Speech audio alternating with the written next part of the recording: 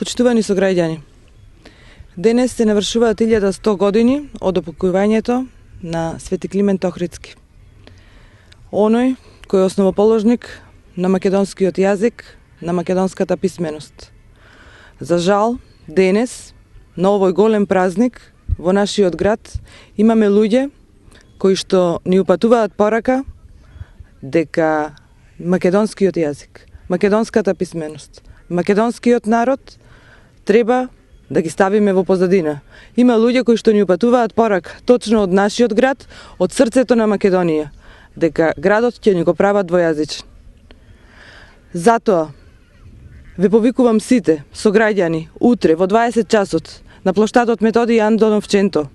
Сите заедно да упатиме една јасна порака дека нема да дозволиме Прилеп да биде двојазичен, дека нема да дозволиме Македонија да биде двојазична.